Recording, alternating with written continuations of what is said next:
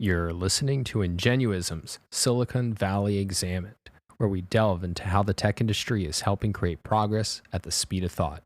I'm Don Watkins. With me, as always, is Robert Hendershott.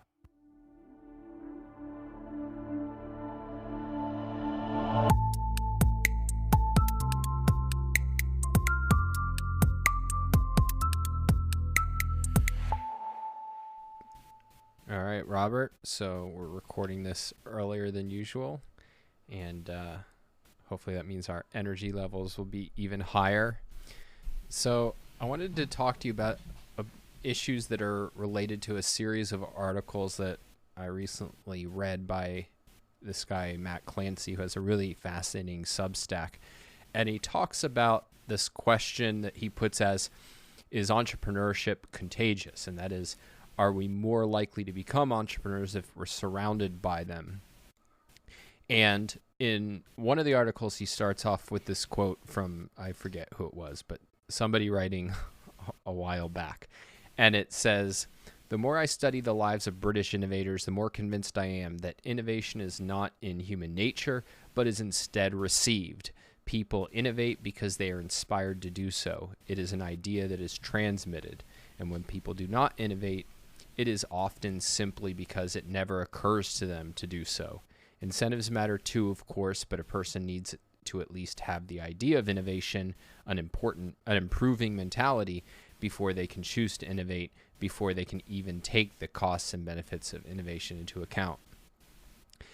And I was actually thinking about this in conjunction with a book that I was reading by a Harvard researcher named David Perkins. He wrote a book called The Mind's Best Work.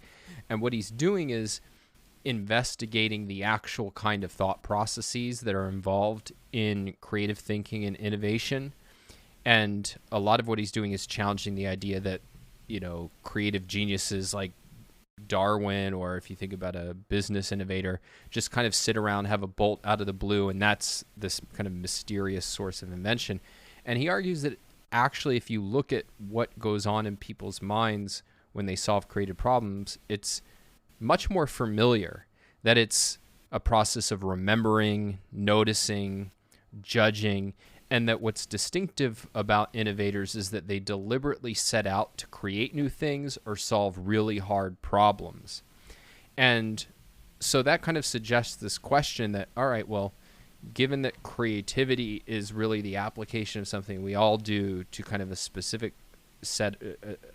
enterprise, like I'm going to write a novel or I'm going to start a business, like, wouldn't the world be much better off if more people engaged in innovation? And so it's really interesting to me to think about, okay, if I look around and see a lot of people who are starting new businesses, part of what's exciting about that is that it will give more people this idea that, hey, I could start a new business. And so I want to delve into sort of the points Matt's making, but I know you read at least one of his articles. Any general reactions you had, or kind of things that jumped out to you as, yeah, this is really connected to a lot of what I think about as an ingenuist? Sure. And I think it's a really important question because it's easy to fall into a simple explanation for why things are the way they are. And so if you look at Silicon Valley, you might say, okay, we've got a core of entrepreneurship happening, and then that draws talent from around the country and around the world, and then it creates a positive feedback loop, and that's the explanation. It's sort of like Silicon Valley is a magnet for drawing entrepreneurs from the rest of the world. But the way that Matt's looking at it, and the way that this research is focused, is that no, you're not necessarily drawing entrepreneurs. You can actually create entrepreneurs with an environment that supports them, and there can be a lot of different dimensions for that, but one of them would have to be a natural awareness. Now, I think that it's pretty likely that that human beings have a whole distribution of how entrepreneurial, how innovative, or how creative they are. And from the perspective of ingenuism, we're interested in particularly one dimension of that, which is the practical application of new ideas to make the world a better place, to make things work better, to create new things, make existing things work better. And I think that human beings are unique, that they combined a level of curiosity that's unusual for any species. There are other curious species, but human beings are way up there. And then human beings are very ambitious.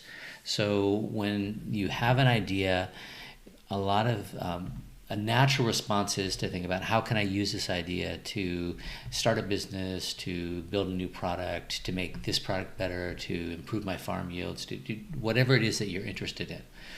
And so if you have that sort of distribution, then you're going to have people, and maybe Darwin was one of them, although from what I've read, Darwin was inspired by other thinkers.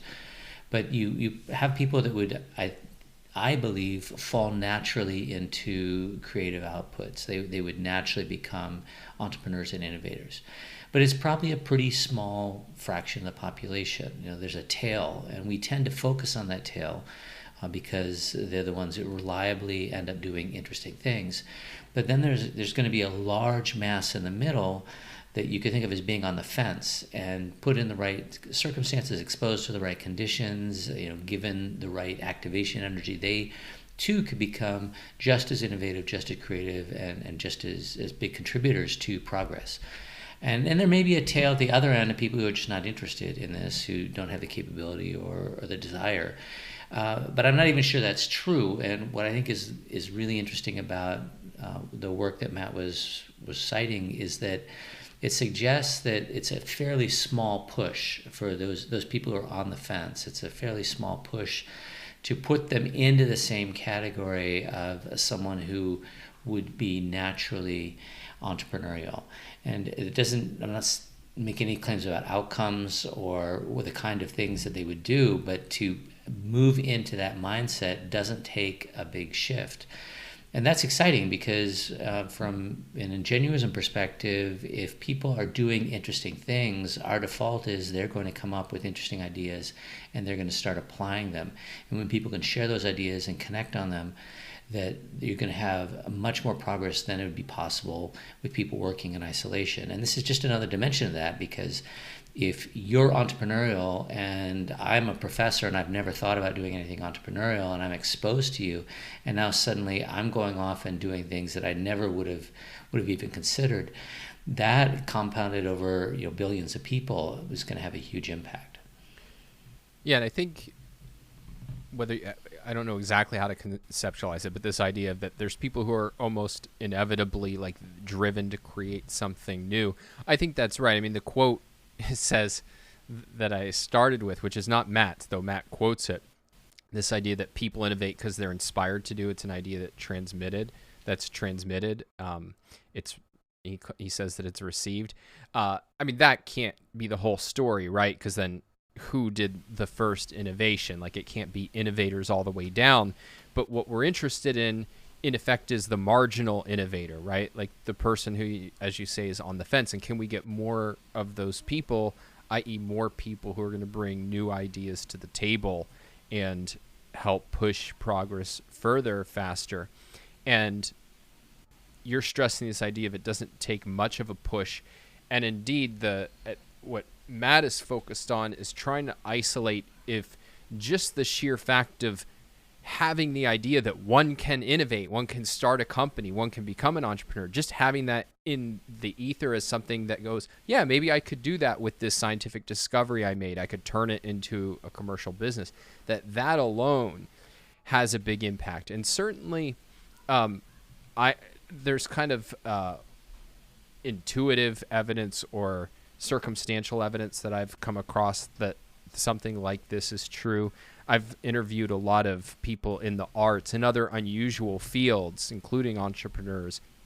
And I noticed that a lot of them had set aside family members, but like they knew people growing up who were visual artists or actors or novelists. And it wasn't often that they got coaching, but that what seemed to come across is just the idea of, oh, this is something that people do. People not that different from me, I could do it. So I'm going to try a career that to other people might seem foreign. It might seem like this isn't even something that would occur to them to try. And so I was certainly predisposed to believe it, but just to go into a little bit of the evidence. So he starts out by citing this study where you have different groups of scientists who kind of happen upon the same general idea, which happens not infrequently in the sciences. And then you get kind of an A/B test, which is some of them you take that idea and commercialize it, and others don't.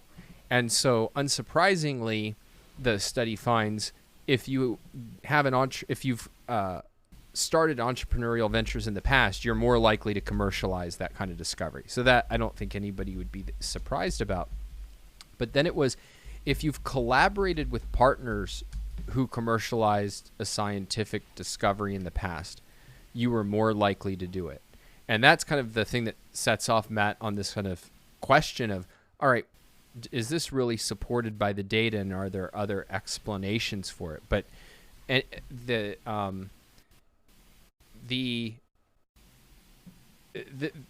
suggestion is going to be right that it's not that their colleagues are necessarily urging them, but it's just the fact that they have been around people who have done this thing that is encouraging them to do it. So that's sort of like what Matt is suggesting as a phenomenon. Yeah, that's definitely been my experience. I mean, I actually, was a professor for almost 30 years, and my dad was a professor. My brother became a professor, still is a professor. My sister became a real doctor. But that was just sort of the water that we were swimming in, and it's not something that everyone thinks about. Oh, I could go off and become a professor, and it's a great, whatever model you get, it's an option to follow, and it's a path of least resistance, and it's also constraining. My parents were not entrepreneurs, and so starting a business to me seemed very foreign and kind of scary versus committing to years to getting a PhD. And so I think that what we're exposed to is really important, and then we probably have access to what's adjacent to it. And this is sort of fundamental to ingenuism, is the more we're exposed to, the more options we'll have, and the more we'll be able to connect different things. I mean, the story I've heard for how PageRank got created by the founders of Google was that they were trying to figure out how to best catalog library items. So you could search in a library. I mean, when you're using a card catalog and you've got the Dewey Decimal System and all of these drawers of index cards, then that system maybe makes sense. But when you make an electronic registry of the books in the library, there's probably a better way to search for them. And then very quickly that morphed, and the way I've heard it, it was sort of magically. We were all trying to find stuff on the web in the late 90s and having very little success. And so I can imagine if you were working on a hard problem relating to how do you figure out what's important to you in a library that has 100,000 or 1 million books, that would very easily spill into, well, how do I find a web page that's interesting to me among millions or tens of millions or hundreds of millions of web pages?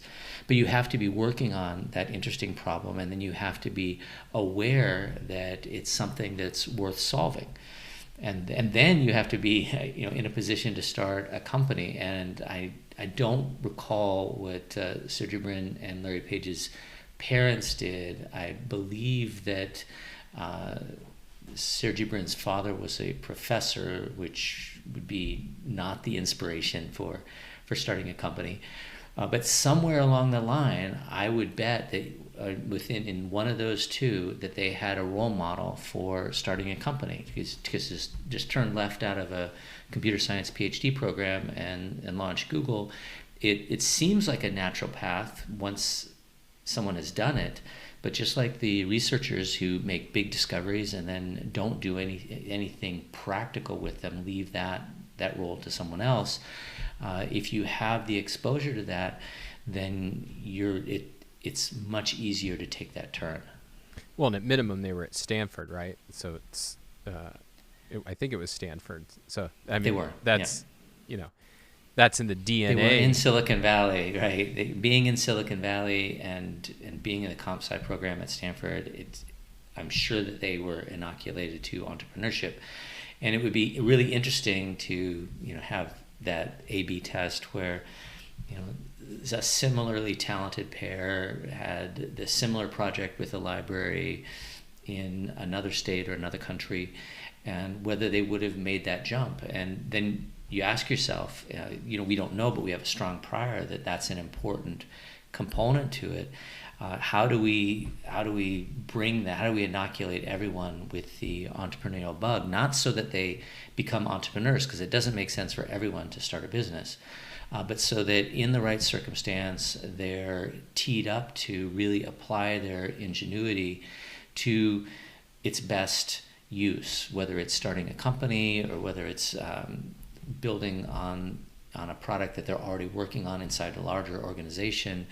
The title of Matt's posts, I believe, is Entrepreneurship Contagious. Is ingenuity contagious? Because it's the application, it's the practical application that really matters.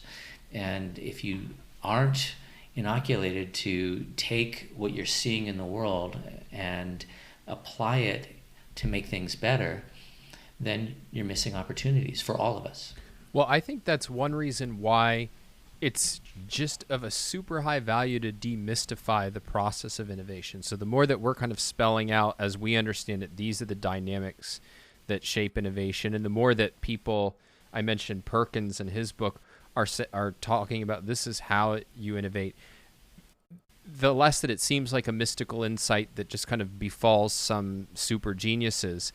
I mean, you described the kind of library problem, right? I'm searching a web, I'm searching for books, and that kind of process of innovation as arising from trying to solve problems that you're kind of like have your teeth sunk into. Like even, with Darwin, there's a very similar thing that happened to him, right? So he is a naturalist in the family. Like one of the key pioneers thinking about evolution was his grandfather.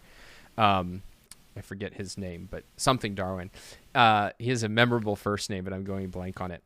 And so it's in the ether, because as they're discovering fossil records and this idea that we think species might have evolved, and then so Darwin has on the table this idea of what's the mechanism, and a lot of people are thinking about what's the mechanism, and there's also at the same time then this popular essay that has nothing to do with that question on the face of it by Malthus, where Malthus famously postulated that agricultural yields only rise arithmetically, but human populations rise exponentially, and so something has to give, and eventually you're going to have excess population die off.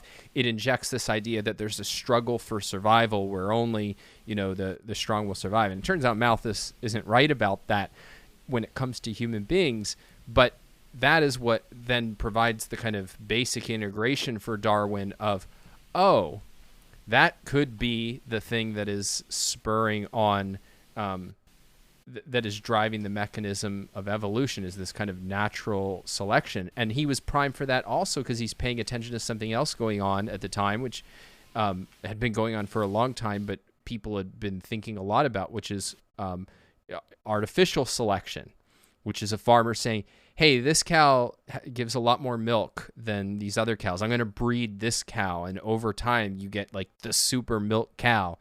And so when you understand that it's not that Darwin was, all he was doing was kind of paying attention to where his field was at the time and asking himself certain questions, thinking about all of the different evidence, trying to put it together, and then also pulling from other fields and insights from other fields, you start to get the sense that, okay, this is something I could do. Or to take a simpler kind of example, during the 19th century in U.S., you'd get all kinds of innovations and inventions from tinkers, right? It's a guy who's in his farm saying, man, this is an annoying way to have to store food. Everything spoils automatically, and what if I could use this new canning technology and stick some food in it? Oh, wow, now I've preserved my food in a pretty useful way for a long time. You get all kinds of little innovations and inventions like that. And so just having in the ether, like, man, if Farmer Bill down the street was able to come up with something, maybe I can too. I should start paying attention to the problems I encounter and see if I can finagle some kind of better way to do it. And so I think this demystification, and then the sense that the people who are engaged in this process and solving problems are not that different from me, I think you really then start to get that marginal entrepreneur and that marginal innovator. Yeah, I totally agree, because when this is an aside, I used Google, and in 2 seconds I found that it is Erasmus. Erasmus? I don't know how to pronounce it. Yeah. Erasmus, Darwin's grandfather. But it's amazing how something like that is at your fingertips if you just have access to even a smartphone. Yeah, although I find that most of the conversations in my youth were these intense arguments over trivia that we couldn't resolve at the cafe or whatever where we were. And now people will have nothing to talk about because every question is answerable at the touch of a few buttons. The arguments don't last very long anymore. But the way that because Darwin, there's multiple homes, and that's what makes this so interesting, is that we're not looking for a single answer. Silicon Valley does draw entrepreneurs, but Silicon Valley probably also creates entrepreneurs. And Darwin having access to thinkers and being I don't know what the right way to put it is. Maybe it's contaminated with the idea that he could understand the world in ways that currently didn't exist. That would be the inspiration to get on a boat at a time where getting on a boat was risking your life.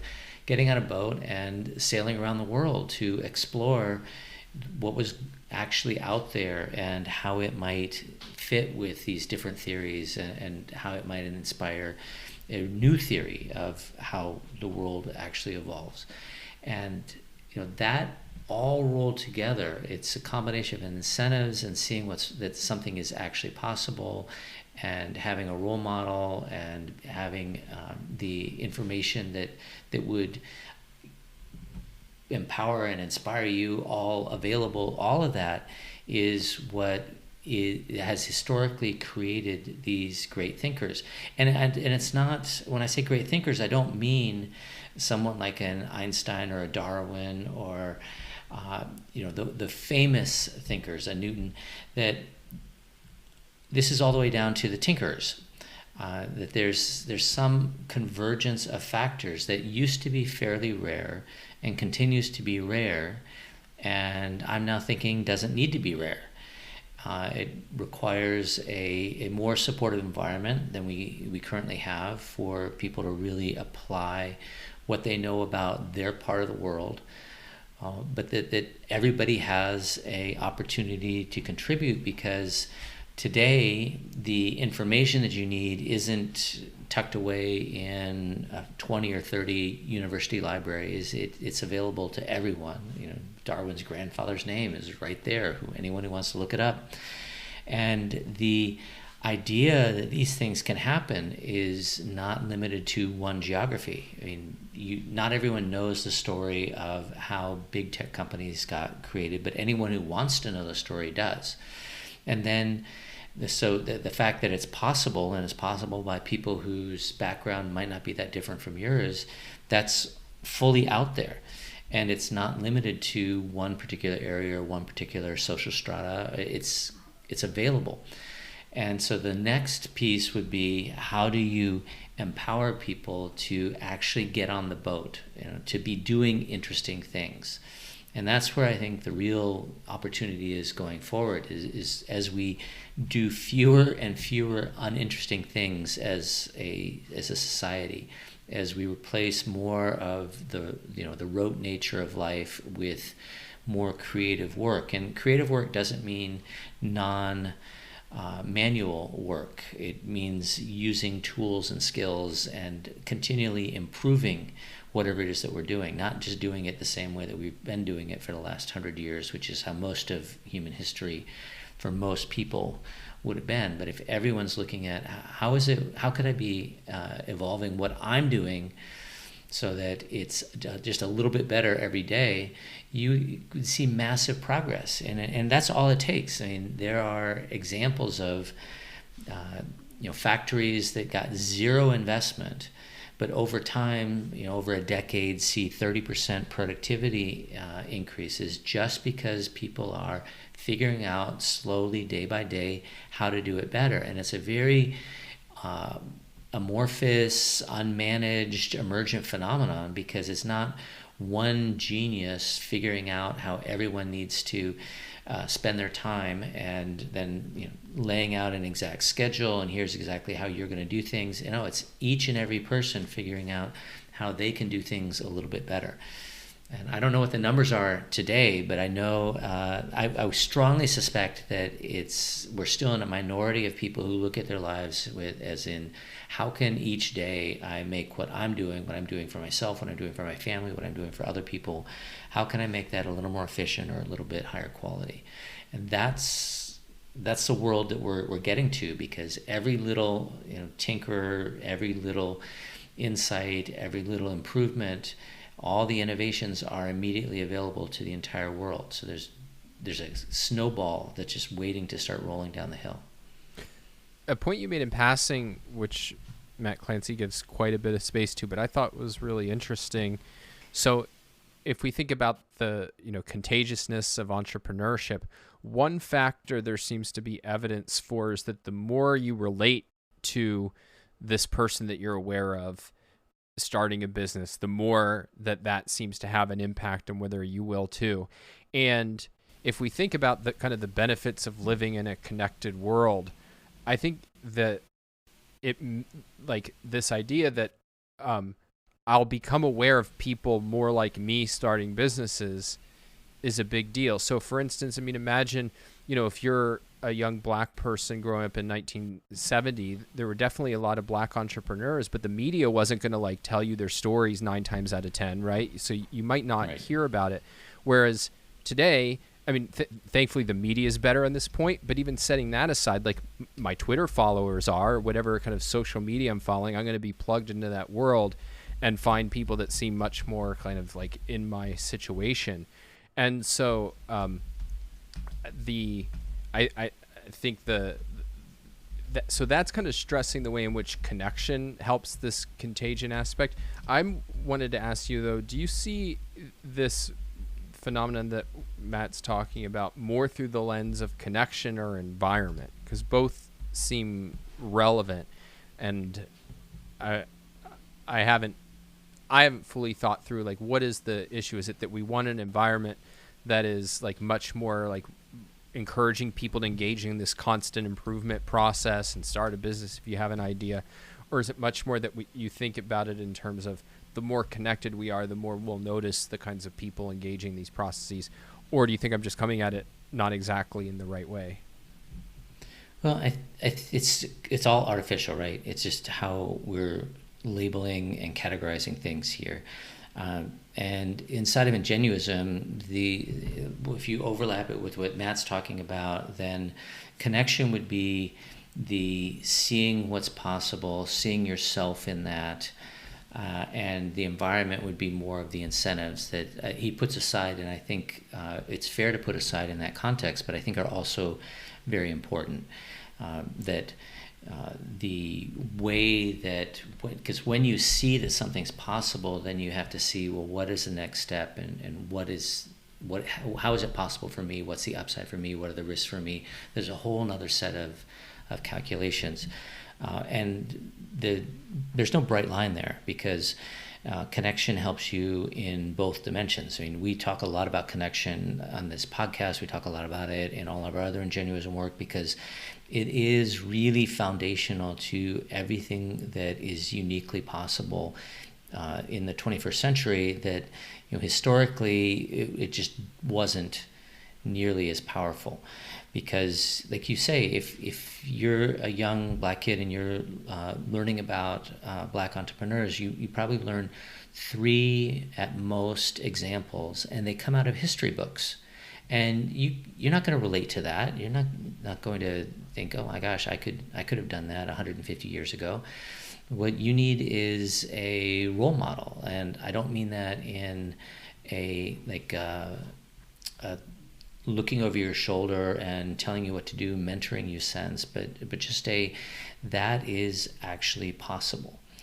And this would be true for female entrepreneurs. This would be true for young entrepreneurs. Is to actually see that you see yourself in that role. And then the environment, it would be something like Y Combinator, for example. Y Combinator has really made an impact both in terms of how they support new businesses, but primarily by the fact that they focus on very young entrepreneurs, because the typical VC is, especially historically, is older and established and looking for more of what they look like.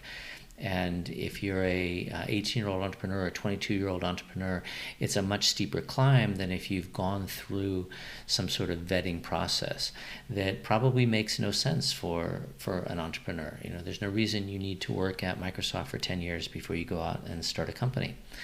So the supportive environment is not just helping you recognize your opportunity, but then actually getting you started on it. And Y Combinator just floods, relative to what typical VCs do, just floods their applicants with opportunity, very small to start with, and then they sink or swim. But it gives them a opportunity to really not just see themselves as entrepreneurs, but step into that role. And then you not only have a role model outside of yourself, but now you know what it's like. You have the experience, and you can very, very naturally see yourself doing it again. One interesting counter example or potential counter evidence that Matt raises is a study of Harvard Business School students, and what they found, and I won't go into the whole details of it, but essentially was, we don't see this link where if you know entrepreneurs, you're more likely to become one. And the conclusion Matt draws, I think, is really interesting, and the way he puts it is that students getting an MBA at Harvard Business School aren't typical students. Maybe they're a group that is constantly exposed to the idea of starting a business from alumni and teachers with the self-assured confidence that they are the kind of people who could successfully start a business if that's what they wanted to do. This group doesn't need an injection of confidence that says, yes, you too could form a business. Instead, what has the biggest impact on them is a trusted peer telling them actually their idea is kind of dumb. I was thinking about that in connection of the Y Combinator thing, because actually one of the things I think Paul Graham, one of the co-founders of it, has said is that a lot of what they're looking for is a person more than an idea, because they expect the idea might be dumb or could turn out not to work or will evolve as they engage in kind of a learning process. But what they're looking for is the kind of person who is going to be looking for creative ideas, looking for constant improvement, all of the factors that involve not just conceiving of an idea, but executing it successfully over time. And so that I guess all of that just goes to the point that what you want is that it's not necessarily that we're even missing out on a lot of kind of particular ideas that aren't getting funded, but people who could engage in the kind of thinking that would evolve into a successful innovation or a successful business. Well, I think that, when you're saying that, I think that it's really dangerous because I immediately imagine Congress creating the Entrepreneur Corps and having every 18-year-old spend a year doing something that's all the same. And on the face of it, you could imagine that being really valuable, except that one size fit all never ends up being that valuable.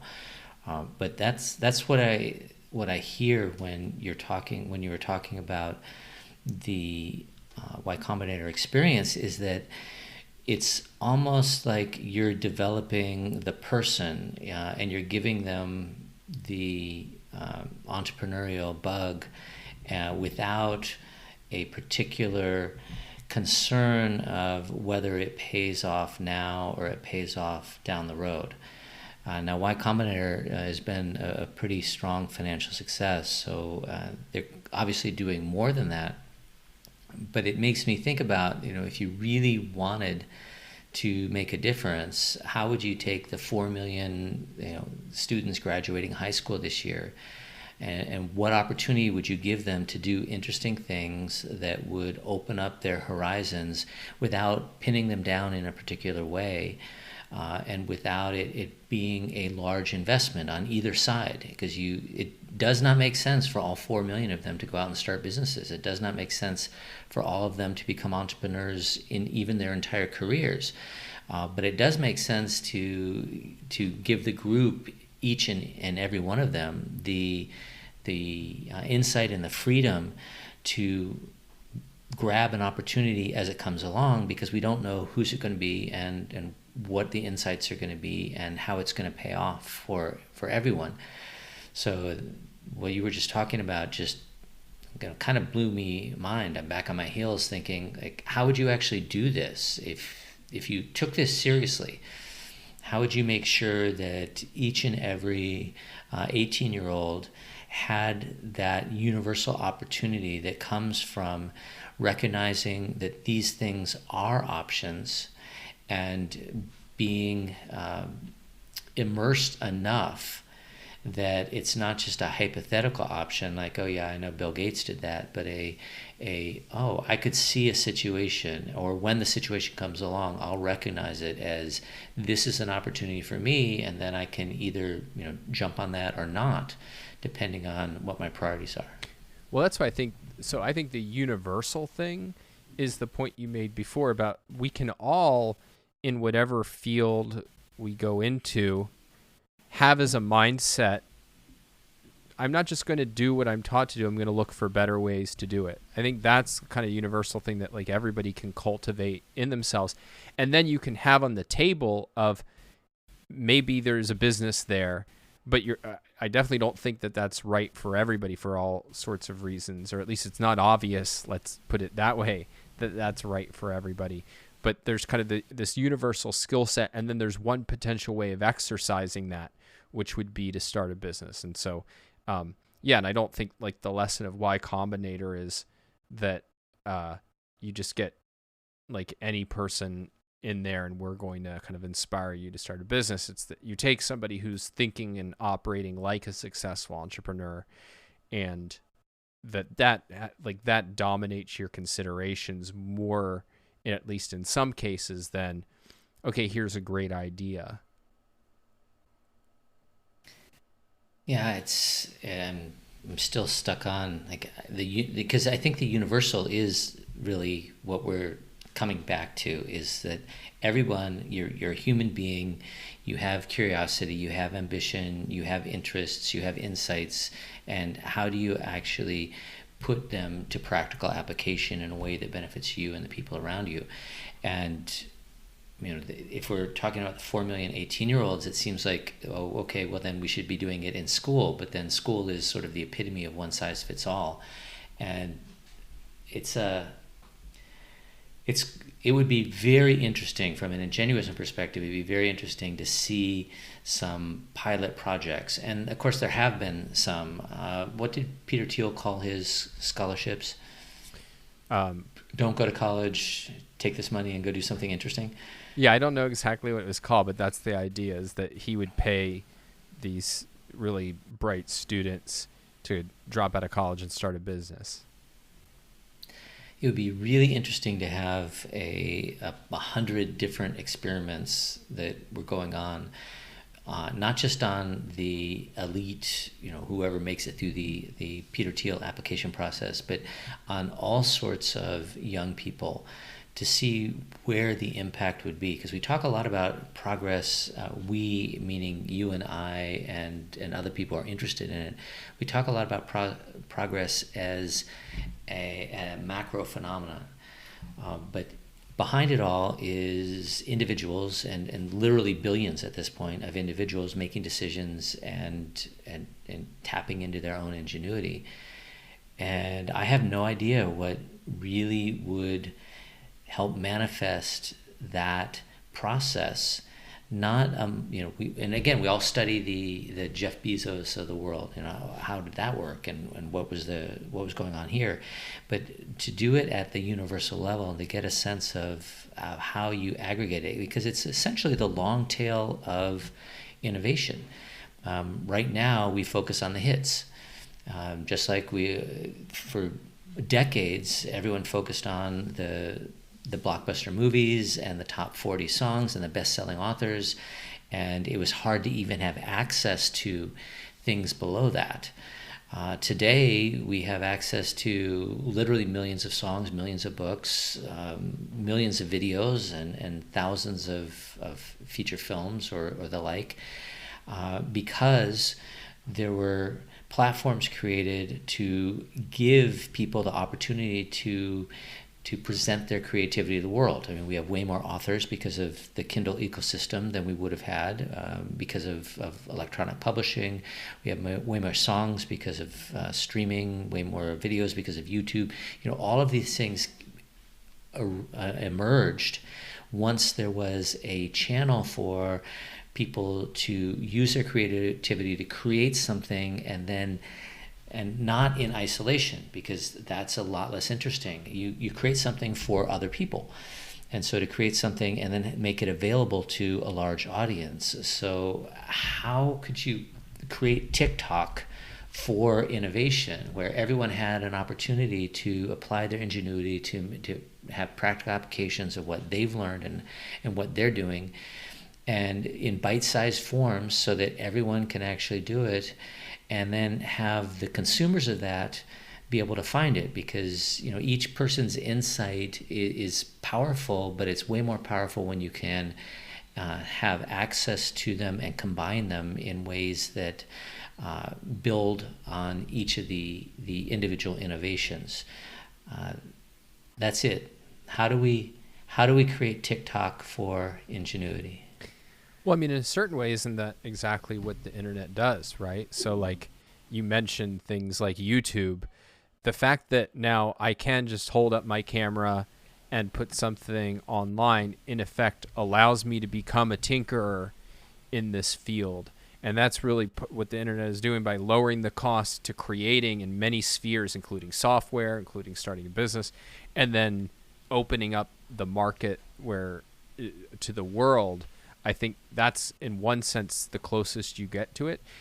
But let me play devil's advocate, because, everything that we've said is sort of, we're not encouraging that we want everybody to start a business, but there is kind of that undertone of like, we want more people trying. But I think the devil's advocate view, a lot of writers say this, but I've heard entrepreneurs say it too, which is when people come like asking for advice, their answer is to talk them out of it.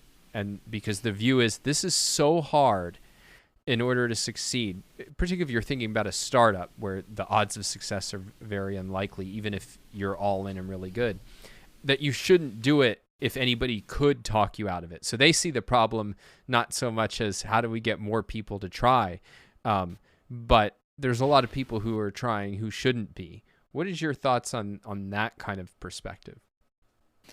I think that perspective, which is totally valid, and I've told classes that for decades, that the private return to entrepreneurship is questionable, although the social return is quite large. That all of that puts entrepreneurship into the existing framework of how we start companies, how they are organized, what sort of resources have to be allocated in order to get going and to really test out an idea.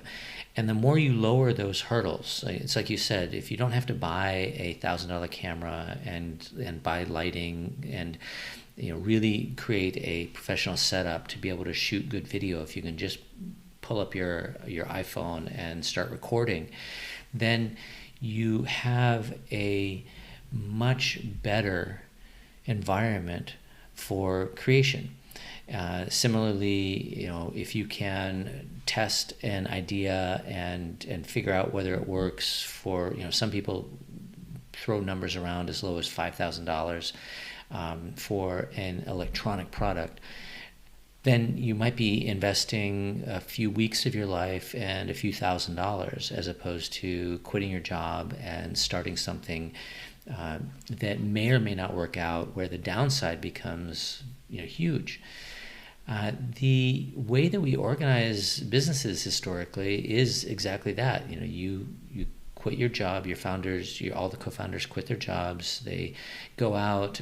They have no income. They try and get enough traction so that they can raise a little bit of money. It's usually from people who can't afford it and only give it to them because they're close to them. And then 5% of those might get professional money, and 1% of those might get a series of VC rounds, and it's just the odds are terrible. But that's the existing framework. We talked last week about how organizing a company with distributed financing and distributed innovation could look very, very different than what we're currently doing in Silicon Valley. And I would say we have to think about the same thing for people applying their ingenuity, people innovating, and what the actual products are. Maybe contributions aren't measured by you taking time out from your career and spending 2 or 3 years at a startup. Maybe your contribution to a new effort is measured in weeks, and it's done in the evenings and the weekends because you have a particular insight or a particular talent that, combined with a bunch of other people's insights, are what really create the practical innovation. So it comes down to, can you reimagine a world where the bar to applying your ingenuity and having it have an impact, not necessarily in isolation, probably not in isolation, but that bar is incredibly low, such that everyone is just ongoingly contributing, not just to what they're doing, but then also to making the world work a little bit better, just day by day. Thanks, Robert. Be sure to sign up for our newsletter at ingenuism.com, and we will talk next week. Thanks, Don.